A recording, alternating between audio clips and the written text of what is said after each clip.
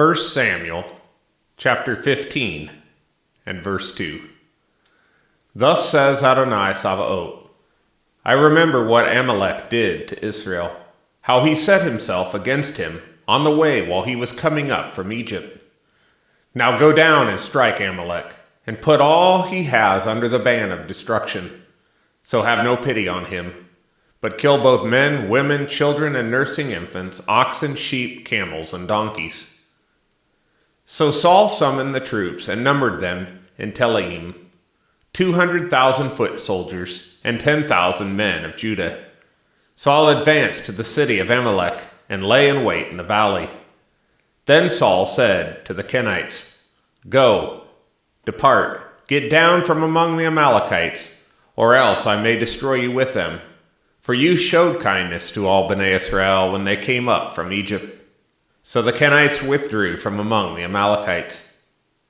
Then Saul struck down the Amalekites from Havilah until you come to Shur, which is close to Egypt. He captured King Agag of Amalek alive, and utterly destroyed all the people with the edge of the sword. But Saul and the people spared Agag, as well as the best of sheep, cattle, even the fatlings and the lambs, and all that was good, since they were not willing to utterly destroy them. Everything that was worthless and feeble they destroyed completely. Then the word of Adonai came unto Samuel, saying, I regret I made Saul king, for he has turned back from following me and has not carried out my commands. So Samuel was troubled and cried out to Adonai all night long. Then Samuel rose early in the morning to confront Saul. But it was reported to Samuel, saying, Saul went to Carmel. For some reason he erected a monument for himself. Then he turned and went down to Gilgal. Now when Samuel reached Saul, Saul said to him, Blessed are you of Adonai, I have carried out Adonai's command. But Samuel said, Then what is this bleating of the sheep in my ears, and the lowing of oxen that I hear? They brought them from the Amalekites, Saul replied, for the people spared the best of sheep and oxen to sacrifice to Adonai your God, but the rest we've utterly destroyed. Stop, Samuel said to Saul, and let me tell you what Adonai said unto me last night. Say on, he said.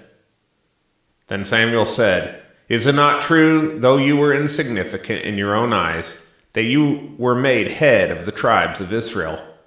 Adonai anointed you king over Israel. Then Adonai sent you on a mission and said, Go and utterly destroy the Amalekites, the sinners, and wage war against them until you annihilate them. Why not have you obeyed the voice of Adonai, but rushed greedily onto the spoil, doing what was evil in Adonai's eyes? But I did obey the voice of Adonai, Saul said to Samuel. I went on the mission on which Adonai sent me, and brought back Agag, king of Amalek, and utterly destroyed the Amalekites. But the people took some of the spoil, sheep and oxen, the best of what was under the ban of destruction, to sacrifice to Adonai your God in Gilgal. Samuel said, Does Adonai delight in burnt offerings and sacrifices, as in obeying the voice of Adonai? Behold, to obey is better than sacrifice, and to pay heed than the fat of rams. For rebellion is like the sin of divination, and stubbornness is like iniquity and idolatry. And since you have rejected Adonai's word, he has rejected you as king. Then Saul said to Samuel, I have sinned, for I have transgressed against the word of Adonai and your words, because I feared the people and listened to their voice. So now please pardon my sin and return with me that I may worship Adonai. But Samuel said to Saul, I will not return with you, for you have rejected the word of Adonai, and Adonai has rejected you as king over Israel. And as Samuel turned about to go, Saul seized the edge of his robe, and it tore. Then Samuel said to him, Adonai has torn the kingship over Israel from you today, and has given it to your neighbor who is better than you.